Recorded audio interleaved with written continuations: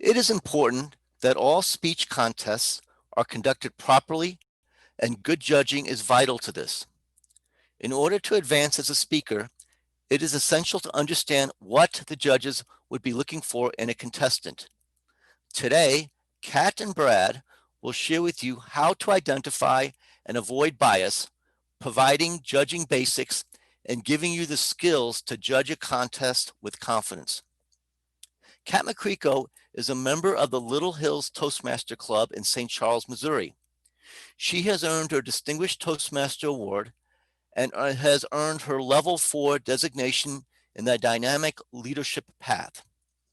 Kat is a past district director and has served as a district leader in a myriad of roles for many years.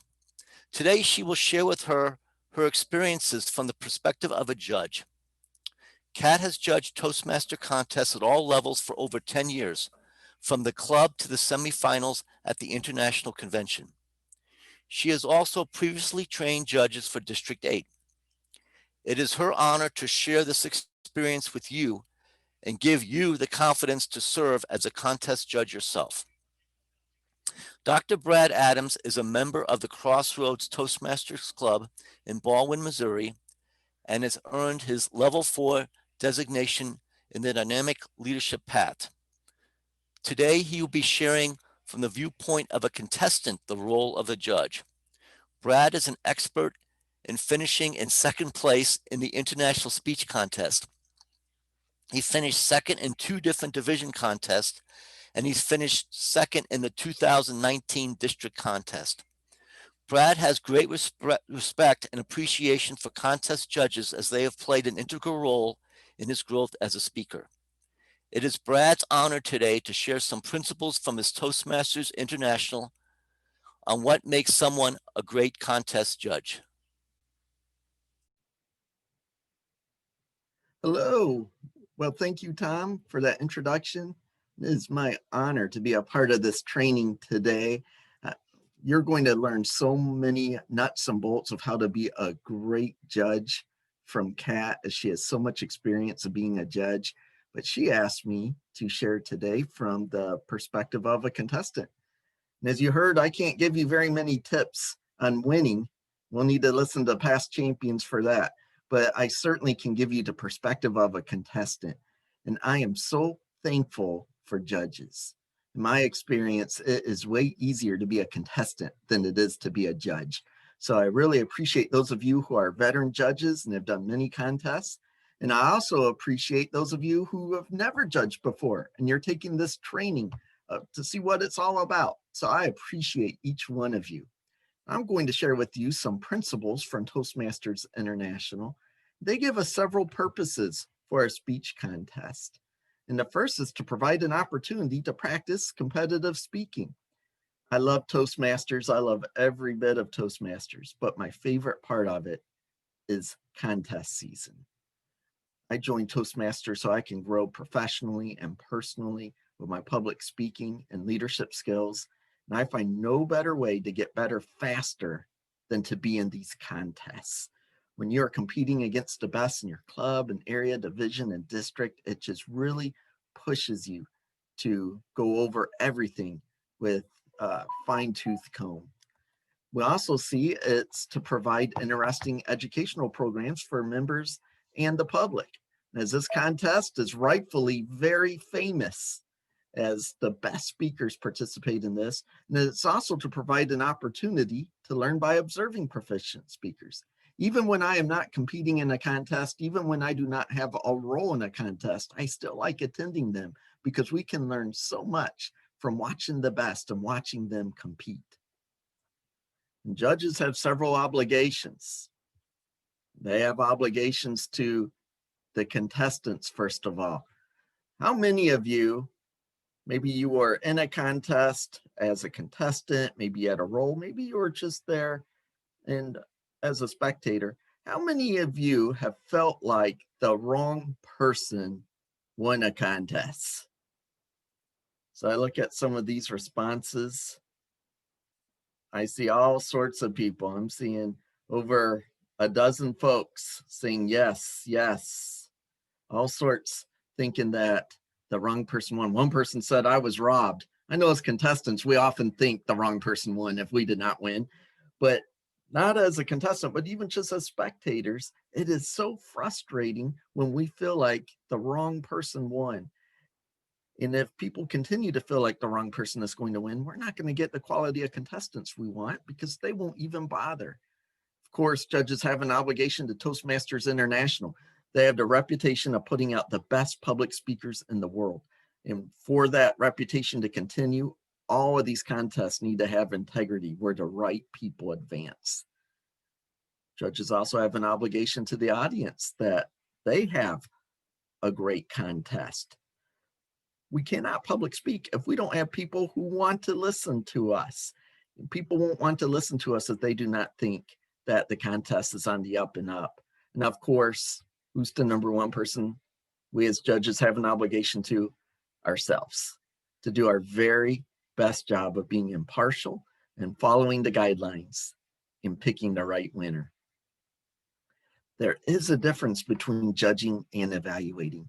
As Toastmasters, it is in our DNA to evaluate. And I find that the most helpful part of my club experience is getting good feedback, both positive and also opportunities for me to improve. But contests are not our regular Toastmasters club meeting. The judge's job is not to evaluate or to give feedback. The judge's job is to select a winner. What does evaluating do? It gives appraisal and advice. Many of you who are veteran judges have probably experienced afterwards a contestant coming to you and wanting some feedback. They might call it feedback. It might be more of why did I not win? But as a judge, that is not your role. Your judge is to just select a winner and not to give any feedback at all about your choices because judges' decisions are confidential. Why is this important? If a judge feels like that they might have to explain their decisions, might have to make it public, that could influence the way that they vote. They might have a close friend or they might have someone high up in the district that they're trying to impress. So it's so important that all judges' decisions are confidential. As Toastmasters, we want feedback, but we can get that from our club experience when we practice our speech. So what are some qualities of good judges? Well, what all do you think? What are some good qualities? Your Toastmaster says one of them is to be accurate. And I think we can all agree accuracy is important. And Kat is about to show you how you can be as accurate as can be to give a fair experience. So I'm looking at some of these answers. Thomas says, do not have an agenda. And that's true. Not already picking your favorite. That's a great one, Thomas. Elaine says, judge the current speech and not what you may have heard from that speaker before. So yeah, sometimes judges hear the same contestants over and over again, sometimes even the same speech. It's a great point, Elaine. Judges are basing their decision on this contest right now and not on what they've heard previously. Shirley says attentive and impartial. That to me is important as a contestant. It gets very frustrating if I feel like a judge just has their head down and they're not really looking at the contestants. I know judges are doing their best with taking their notes, but so many of us as contestants have finally rehearsed every movement on that stage and hand gestures and facial gestures. If we feel like the judges aren't being attentive, that can be pretty frustrating. That's great, Shirley. You guys can keep the responses coming. We want judges to be fair. And we all want judges to be able to give everybody an equal shot.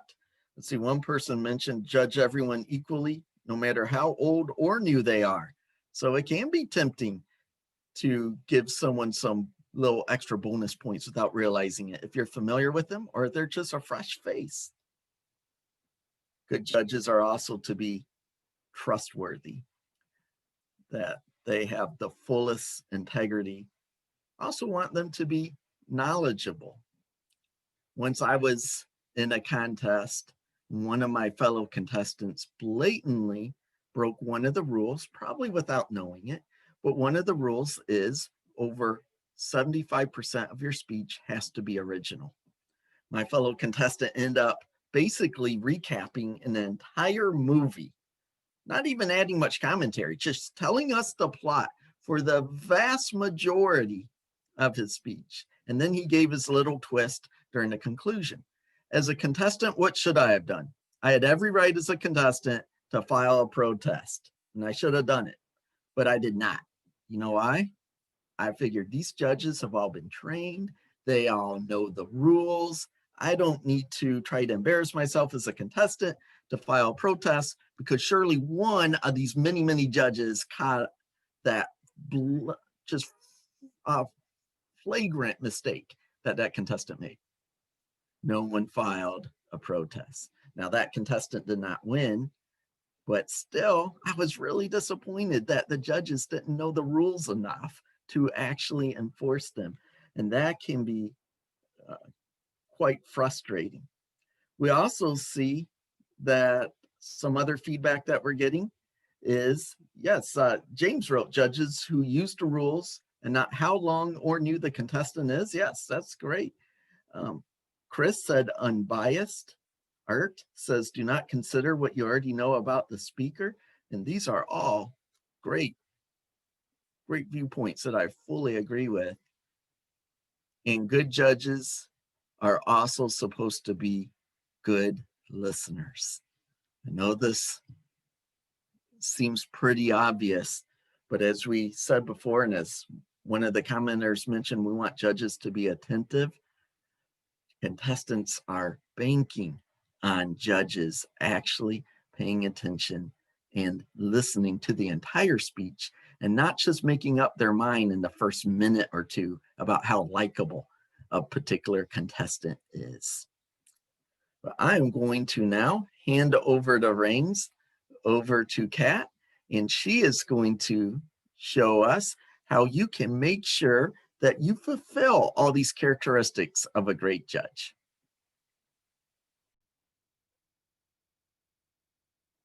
Thank you so much, Brad, for sharing those very important aspects of the behaviors of a judge.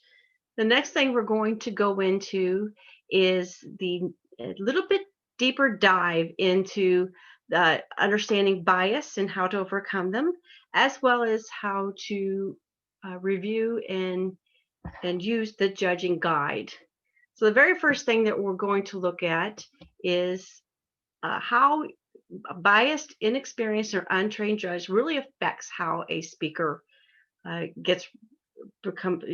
advances to the next level.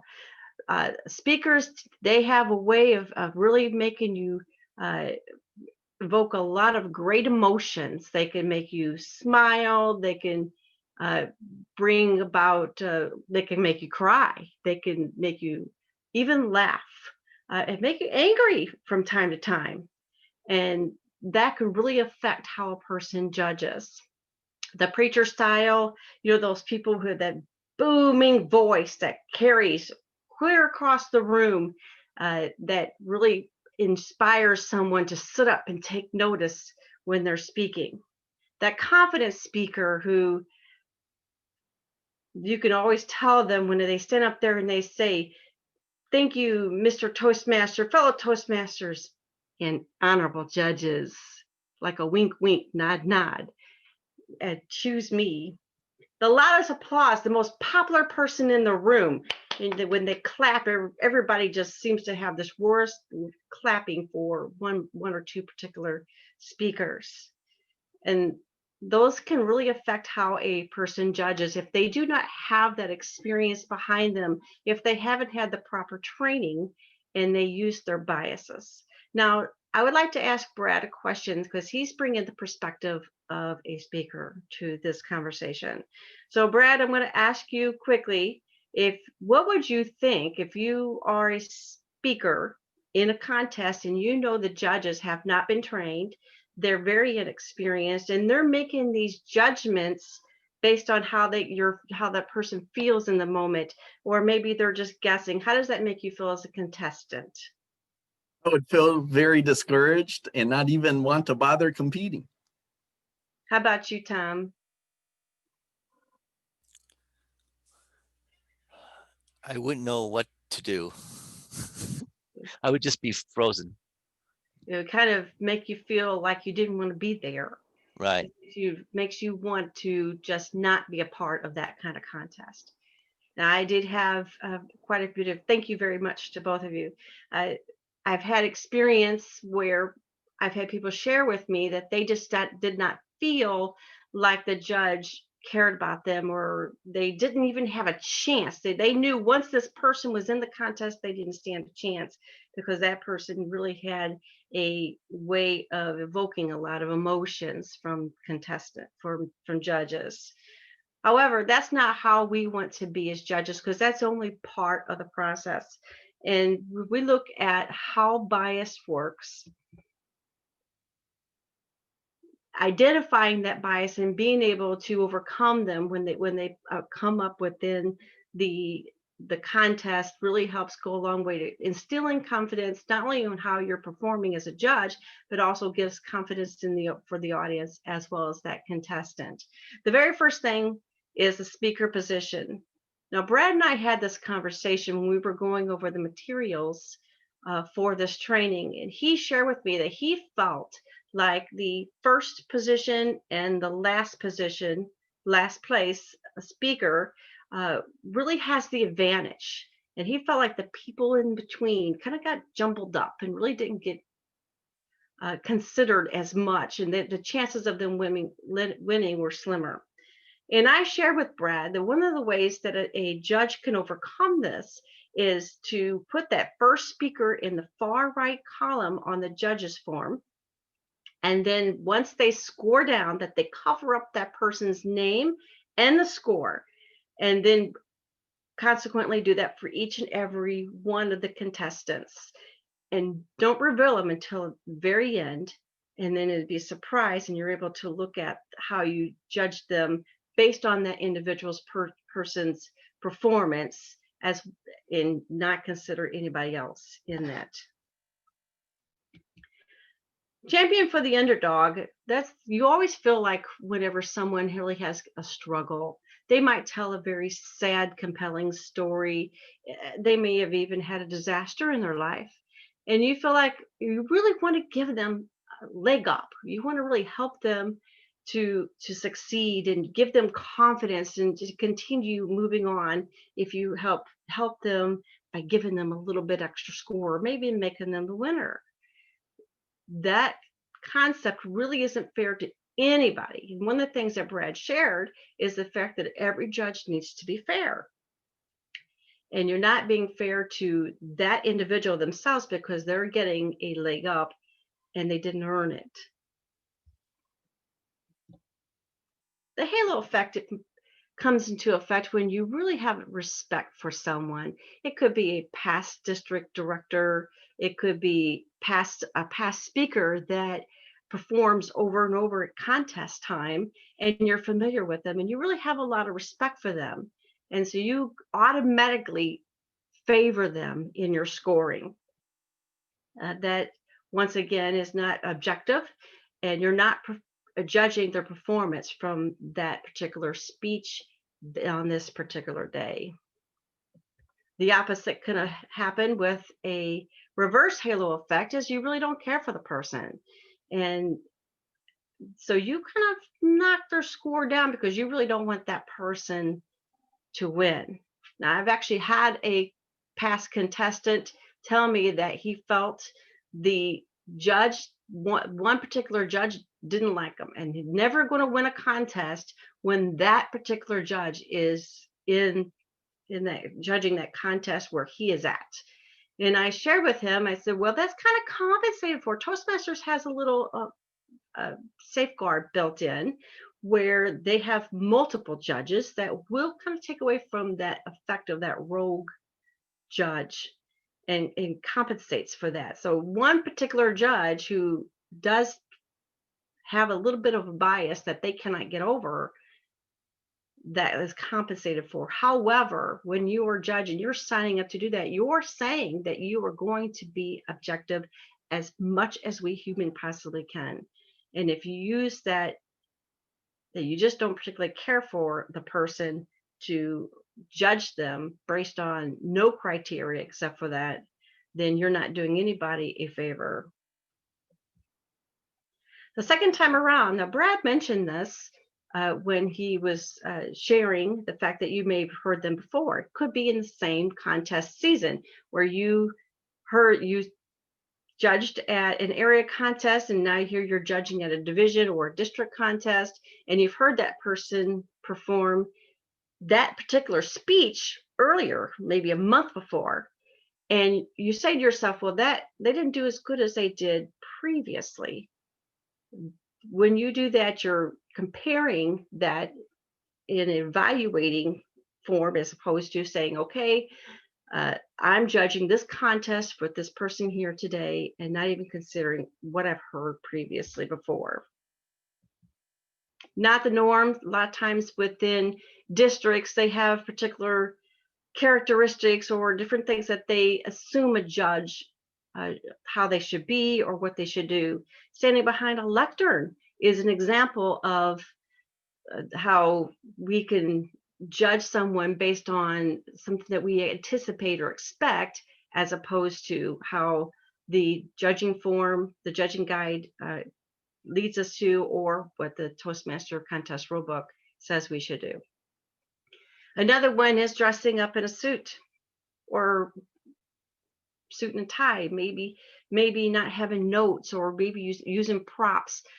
Those are things that we normally see or don't see within our district, and that's not part of our judging overall. So we got to be careful about using those what we expect, as opposed to what the contest rule book and the judging guide leads us to.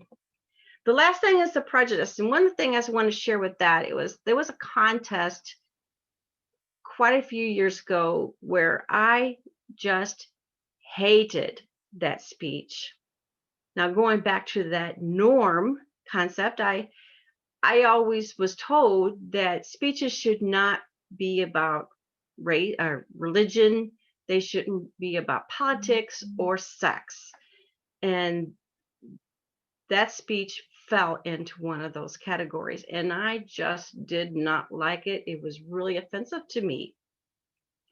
And so I had a decision make in that, would I use my prejudice and make that person not win, or would I stick to my training and my experience and follow the judging guide and judge him based on that performance of today and how well he delivered, as opposed to my prejudice of what he was delivering.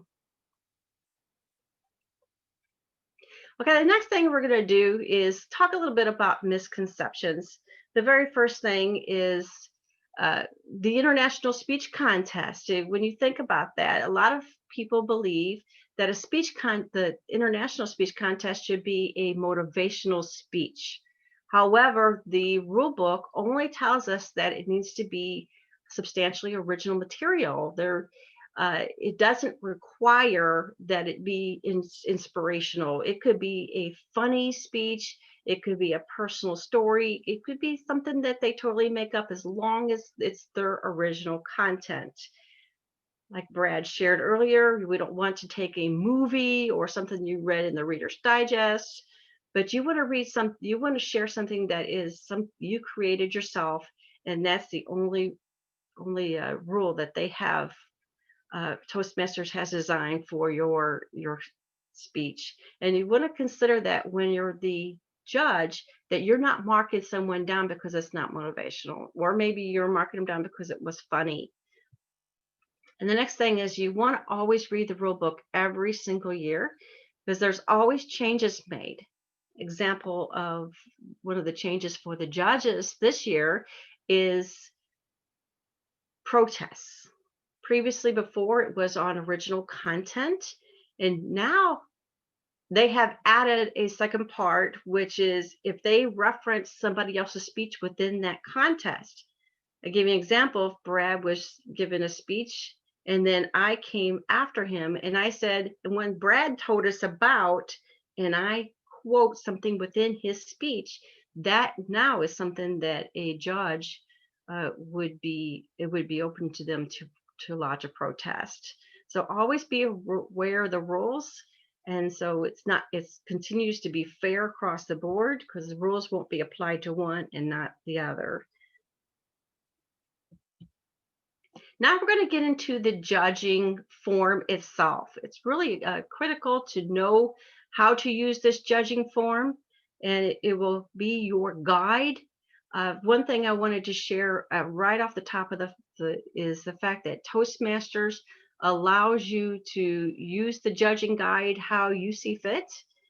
There is no right or wrong way to do it, but you just got to know what the content is and how to move through it. And so there's actually 3 categories for the judging guide. And the very first one is content, second is delivery, and the third is language. So the very first category is content, and that is 50% of the overall score. And it is actually broken down into 3 sections as well. So the very first one is development. Example would be the opening, something that we are learning, basic 101 is the opening, body, and conclusion within the speech. Effectiveness is, example would be, was it presented very clearly for the audience to be able to follow? And then the third one is value. Was the speech in good taste? Delivery. Physical, were they able to use the stage well?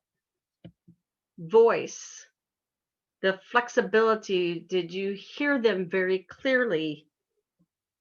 You didn't have to lean forward and cock your ear. Manner, did they have confidence? Did they show enthusiasm in their presentation? And the very last one is language.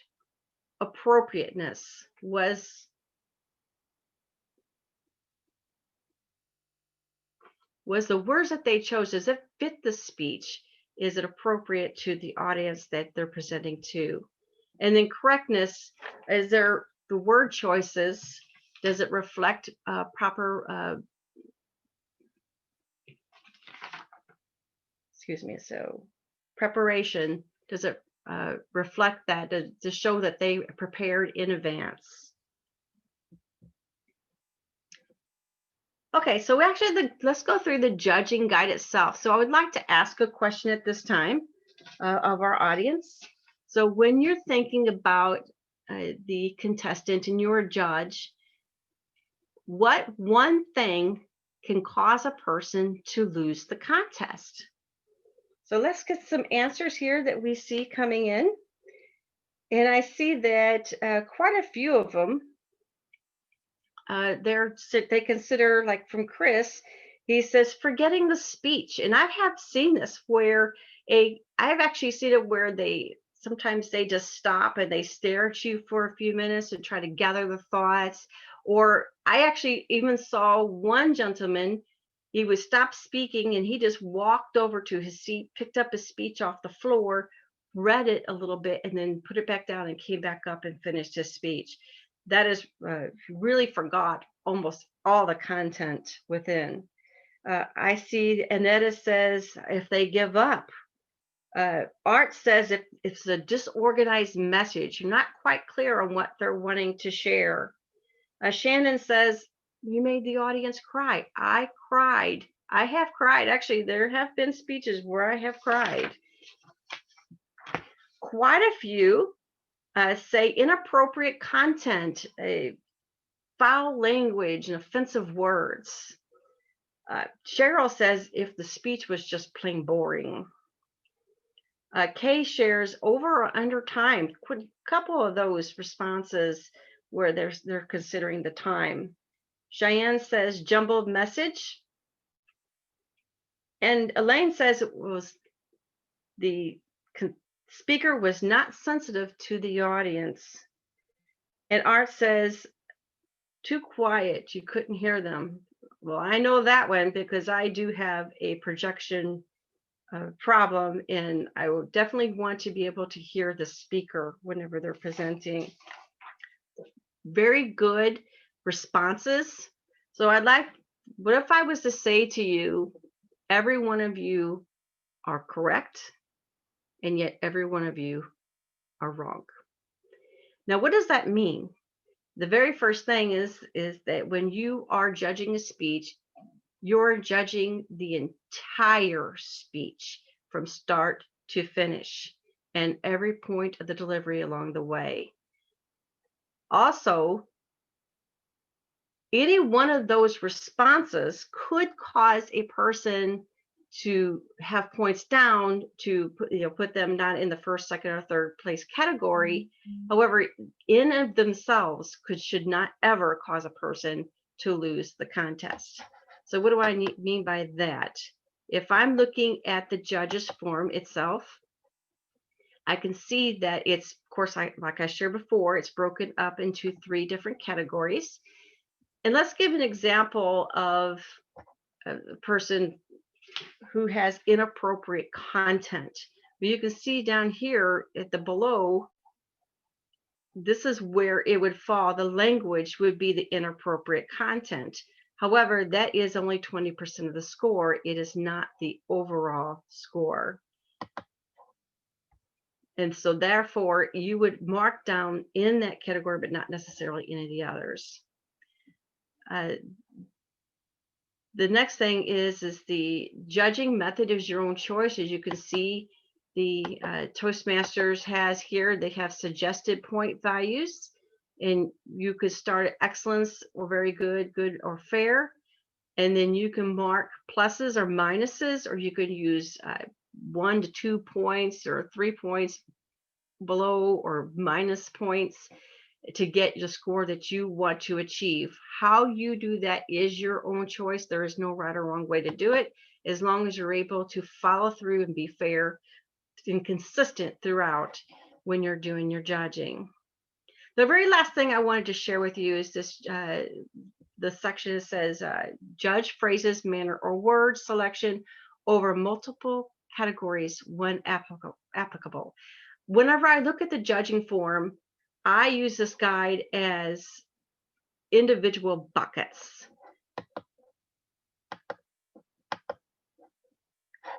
So whenever I take each section, I can, a lot of times I use a particular word or phrase or an action over multiple sections instead of just marking one and moving on. Let me give you an example of the very first one is contestant number 1, Jake. Now, Jake is sharing with us the secret formula to youth and beauty. And whenever I'm listening to him speak, I can see that he is moving from transition to transition very smoothly. And I'm going to put that into my speech development. And that gives me confidence that I'm scoring him pretty high. I might give him a couple pluses or maybe a couple 1 or 2 points for his very effective way he presents his content. However, whenever I notice he has a little bit of a difficulty keeping focus, he kind of slouches down, he's looking down at the floor, he's not making eye contact, his delivery, his voice is strong, delivering very well. However, he's not very confident in what he's sharing. So I might give him some points down on manner or maybe physical appearance because he's not making that eye contact and focus with the audience. And maybe even some of the words he's using shows that he is just making it up as he's going. Even though the transitions are perfect, he's really making up the words as he's going along. Or they're not appropriate. That's one of the biggest things on the list that I got from the comments was inappropriate content. So he might be sharing some very vulgar terms, where there's other terms that would be less offensive to the audience that he's sharing them with, maybe using the proper public words like bottom half as opposed to using the foul language that people would take offensive. Now, language is very subjective to the person that's listening to it. So knowing your audience is a good part of how you are presenting as a speaker, and also when you're the judge, to knowing that the words that are selected are something that I am acceptable to, as well as my environment is acceptable to. Now, speaker number 2, Amber, when she gets up there, she's flamboyant, she's vivacious, she moves the room, and she has lots of big gestures, and she's very perky and smiles throughout, and she really doesn't say much of anything. Her transitions are sloppy. She really doesn't have a opening or a conclusion, but she's got a lot of body within, lots of great content within the body, but she really doesn't say much of anything. So you can see that she has a lot to say, but when you walk away from that speech, you really don't feel like you got much of anything out of it. So I would say that for her she would get a lot of points within for her physical, maybe her voice and manner would be really high in my point selection. However, for her speech development, she would get points down. At the same time, because she really engaged the audience, they're very responsive. I responded very well. I was like really excited to hear her, what she had, I was caught up in her enthusiasm. So I would give her a few points up on effectiveness, and maybe something that she just created out of nowhere. So some original thought came through. So I would give her some couple points on that. So you can see how you can take the same person, the same speech, and the same content within, and use that over variable categories where it fits. So you don't always want to put your sand all in one bucket. You want to continue to divide it up where it's appropriate, and give those opportunities for that person when they're performing that speech to rate them on across, as opposed to just saying, okay, I really didn't like what they said, or man, they weren't that great, so I'm just going to say here, I'm going to fail them right here. I actually did have one time when I was training this a couple years ago, I had one of the audience members say, within the first 30 seconds, I know whether that person is going to win the contest. And I really thought about that, and I shared that with Brad. And I was thinking about that recently, since then, and I was thinking, but what if the next person who came after them, within the first 30 seconds, you decided they should have won the contest? When you're judging based on that level of bias, you're not using this judging guide and not putting things into perspective in the buckets, and ensuring that that person gets the fair and opportunity to advance on to that next level. So I really encourage each and every one of you to look at the judging form, the judging guide, and to become very familiar with it and know how to use the buckets to ensure that the content they're sharing, the physical presence within, how they use their stage, the projection, that you're being as fair as can be.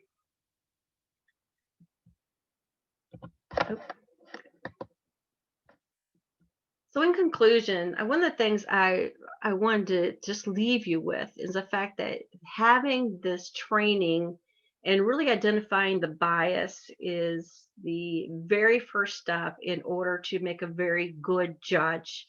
However, to really develop that skill to be one of the best, the classiest, the ones that who's someone that people call on time after time to say, this is who I want to be in my contest as a judge, is to get that experience. And the only way you can do that is to be a part and to sign up to be a judge. There's a lot of clubs that really need judges in January. Every year we have contesting January, February, March, and April. The area contests, we have 22 areas that need judges. So volunteer, sign up and volunteer, reach out to your area directors and volunteer for that. That is a really good level.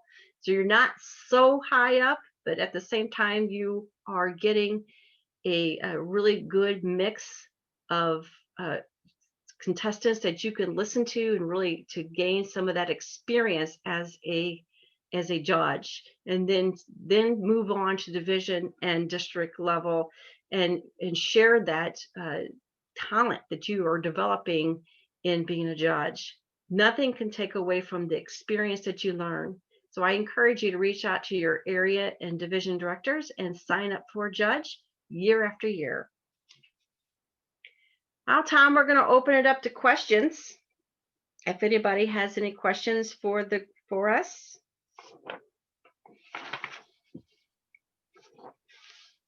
All right, so I do see a couple questions here. Jackie asks, what is the best way to score within the 1 minute that is given in between speakers? Well, that's actually quite a good consideration, and I don't always make it. Sometimes I'm marking my form and I don't quite have time to mark it completely down. So I don't worry about totaling it up at the end if that takes away from my scoring within each of those buckets, each of those categories. And so take the time to do so, and you do have unlimited time at the end. There should be no one rushing you. You have more than a minute or two. So take your time and score it, because this person's consideration should always be that you are being as fair and objective as possible and not rushing the process.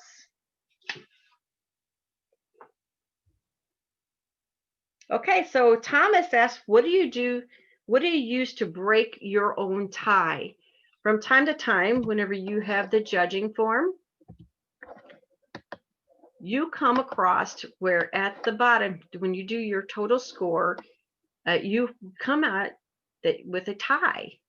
And it is the job of the judge to break their own tie. You never leave it for the ballot counters or the chief judge to break that tie for you. So the only thing I can say is whenever you're scoring down and you remember you might have made little notes for yourself. You might have made points.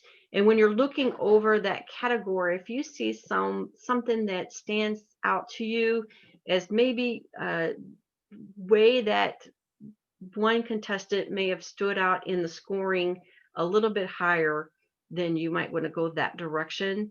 That is up to you to break that own tie. There are no, the only thing is just keep that fairness in mind when you're doing so.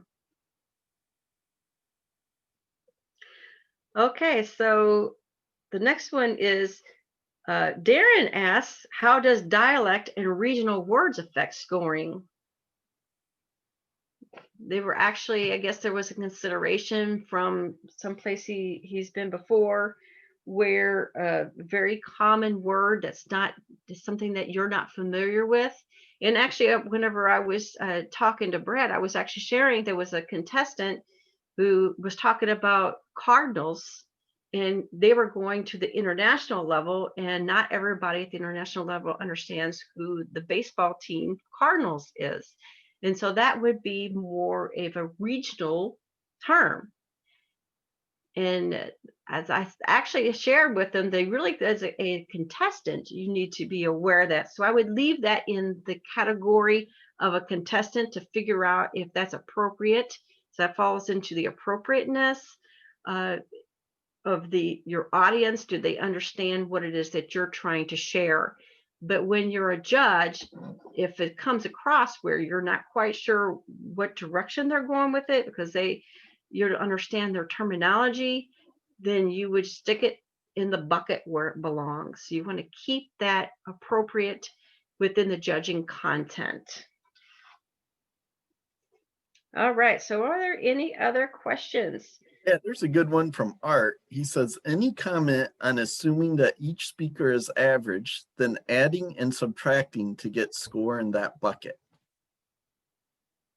Okay, so that's one of the things that I actually like to do.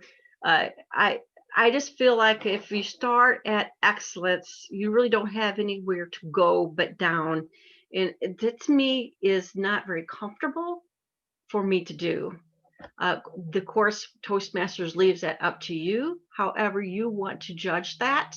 But for me, I like to start at good, and then I move up or down based on the content that I hear and the way it's presented, the speech is presented. Then I give them points, pluses and minuses. That's the way I like to do, is pluses and minuses. Uh, and then I'll write little notes for myself along in the column or down the sides, just making sure I attach it to their name. That way I know which way to go for my scoring if I'm going to do that. But I like to stay kind of which good is kind of the average. And that makes me feel a little bit more confident in how I'm judging. But always, I want to be very clear that how you judge using this judging guide is up to you. Toastmasters does not have any rules for that. Was there any other questions, Brad? And I know you mentioned before that you had one. It was about focusing on the contestant as opposed to writing. Because you mentioned about the judge having their head down and not really focusing on them. That's really important. Brad, is that correct? Is that something that you were sharing with me? Yeah, as a contestant, we really want to feel like the judges are watching us. We rehearse stage movement, gestures, facial expressions. Totally understand judges will need to take some notes along the way. But when feel like their heads are down most of the time and just writing instead of looking, that can be a frustrating experience for a contestant. Yeah, so keeping your focus on that contestant and not filling in the scorecard as you're going along is really critical. That the speaker might have a gesture that they had, like maybe a wicked little smile at the end, or they might have voila that they put into their speech that you miss because your head is down and you're marking. I know one of the things that Toastmasters says do notes, but if I consider notes, I would say keep them very, very simple, down to 1 or 2 words, not sentences, because when you're writing, your head is down. It's very hard to write and look up at the same time. Your focus should be solely on that contestant as they go along. Any other questions in there, Brad? One asks about the role of the counter, and since we don't have an counter in contests, I would assume that would fit in one of these buckets. Yeah, so if there's actually a difference in how even our club, because remember you were sharing previously that the evaluator is part of the club experience, but it's not a part of the contest. The same goes for the counter. The counter, you don't have somebody counting your ahs and ums, because that's done at the club level. The contest, you're just here to pick a winner. However, the ahs and ums, there's a natural part of ahs and ums that comes with it's hard to eliminate 100% of those out of your vocabulary in the way you're speaking, but to a minimum is what we're striving for. So if we really look at language, the correctness bucket, correct, it would fall under your correctness bucket, in showing that sometimes ahs and ums could be a sign of unpreparedness. It also could be nervousness. So nervousness also comes into the physical.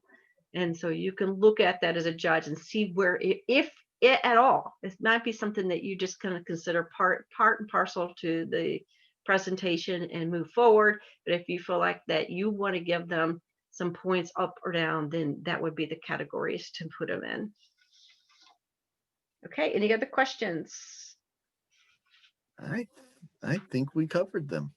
I think there was one more. I can find it real quick.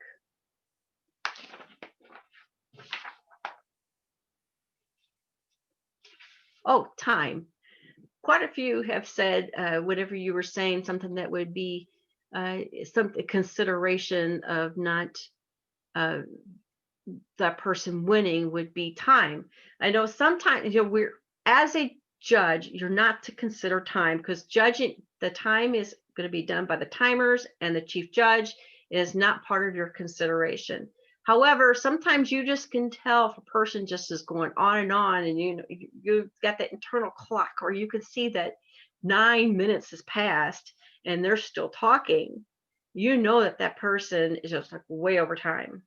However, when you're judging, you're following this content up here at the top, and you're looking at, you're looking at, and you're marking your scores all the way across. And that person that went way over, because you just can't help but know it, they actually came up first place. You would then proceed to put that person in first place and allow the chief judge to take it from there. You score however your scores came out. That's the way you're to list first, second, and third place on your ballot, and then let it happen elsewhere. You don't take them off and say, well, they're not going to win anyway, so we're just going to leave them off. You do not do that as a judge, because that would fall out of the fair category. The very last thing is that you want to make sure that you keep everything confidential. People really, their feelings can be hurt. It can cause a lot of controversy. It could cause people to quit. I actually had somebody from my own club who said they didn't feel like things were not fair, and so they quit. They did not want anything to do with contesting at all from that point forward.